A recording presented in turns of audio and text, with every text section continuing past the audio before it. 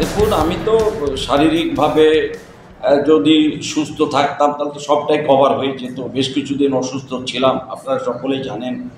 প্রায় 8-9 মাস আমি অসুস্থতার জন্য মানুষের সঙ্গে সঠিক যোগাযোগ রক্ষা করতে পারিনি। তারপরে এই 2 মাস ফিরে এসে, অসুস্থতা থেকে ফিরে এসেই আবার আমি নতুন করে শুরু করেছি প্রত্যেকটা এলাকায় গিয়ে পার্টির কর্মীদের সঙ্গে, পার্টির নেতৃত্বের সঙ্গে আলোচনা করা, তাদের সঙ্গে বসে কীভাবে নির্বাচনী পরিচালনা হবে, কি কি তারা প্রস্তুতি নিচ্ছে সেসব নিয়ে তাদের সঙ্গে সমস্ত ব্লকে প্রায় কভার হয়ে গেছে।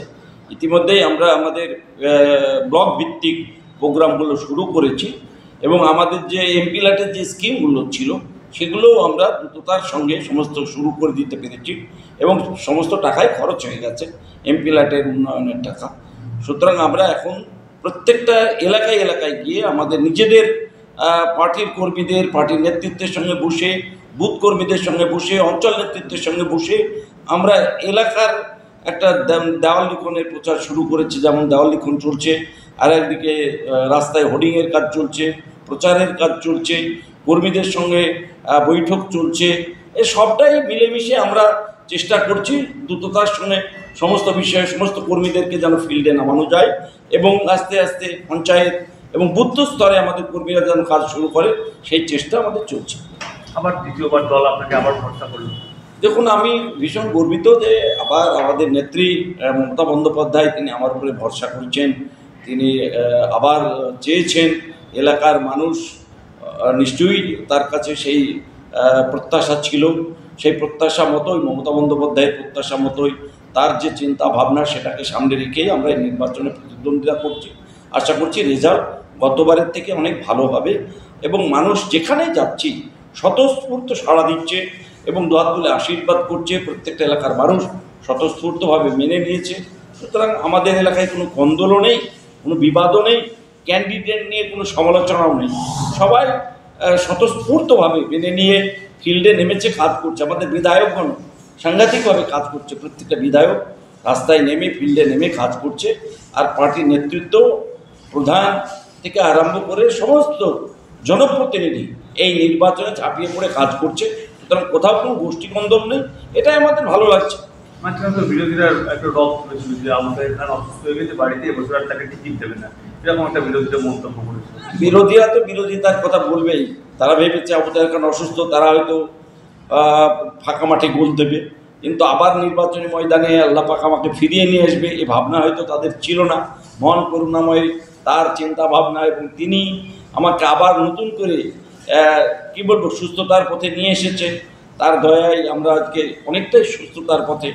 তো বিরোধীরা এখন প্রমাদ করছে, নির্বাচন ময়দানে নেমে গেছে, বিরোধীদের দেখা নেই। বিরোধীর প্রার্থী কোনো বিরোধী আছে, প্রধান বিরোধী আছে? আমি তো এই মুহূর্তে আমাদের রাজনৈতিক প্রধান বিরোধী হিসেবে কাউকে দেখতে পাচ্ছি না। বিজেপির যে প্রার্থী এবার হয়েছে, মুর্শিদাবাদ বিধানসভার সে বিধায়ক ছিল 3 বছর, সেই এলাকার মানুষই তাকে দেখতে পায়নি। উন্নয়নের কোনো টাকা পায়নি, উন্নয়নের ছোঁয়া নেই। তারপরে সেই এলাকার বিজেপি কর্মীরা মুর্শিদাবাদে তারা তার বিরুদ্ধে প্রতিবাদের ঝড় তুলেছে, মিছিল করছে রাস্তায় নেমে, যেই ধরনের মানুষকে আমরা মানছি না, মানব না, বিজেপি হটাও, দেশ বাঁচাও, এই যে তাদের স্লোগান, তার থেকে আমাদের অনেক সুবিধা হয়ে যাচ্ছে। বিজেপির অন্দরেই অনেক কুন্দল এবং তাদের ঝগড়া বিবাদ লেগেই আছে। ক্যান্ডিডেটকে মানছে না, আর মানবেই বা কেন? সেই ক্যান্ডিডেট তো তাদের দেখা পাওয়া যায়নি, সে কোনো কাজও করেনি, এলাকার উন্নয়নও করেনি, তাই মানতে চাইছে না। পাশাপাশি আমি শুধু মুর্শিদাবাদ বিধানসভাতেই আমার উন্নয়ন তহবিল থেকে আমি 5.5 কোটি টাকার কাজ করেছি। সেই কাজ চলছে, একটা বিধানসভার উপরে 5.5 কোটি টাকার কাজ চলছে। সরকারের উন্নয়ন স্কিম বাদই দেন, শুধু আবার এমপি ল্যাট থেকে একটা বিধানসভার উপরে 5.5 কোটি টাকার কাজ চলছে। আর সিপিএমদের কথা বলছেন, এটা কেমন লাগে? কারণ সিপিএমের যে সাংসদ ছিল আমার আগে, সৈয়দ বদরুদ্দোজা খান, তিনি তার নির্বাচনী তহবিল, যেটা সাংসদ এলাকা উন্নয়ন তহবিল, সেই তহবিলের টাকা 2.5 বছরের টাকা খরচ করতে পারেনি।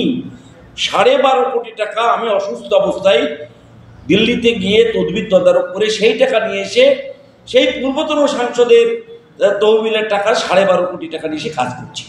সুতরাং সিপিএমের তো বলার কিছুই নাই। যে টাকা তারা পেয়েছিল সেই টাকাই খরচ করতে পারেনি। নতুন করে তারা মানুষের কাছে কী বলবে, কী প্রত্যাশা করবে?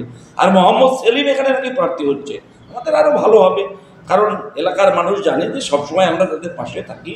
আর সেলিম এই যে নতুন নির্বাচন এসেছে তাদের দেখা পাওয়া যাচ্ছে, নির্বাচন চলে যাবে, তারা চলে যাবে, তাই মানুষ এটাকে মেনে নেবে।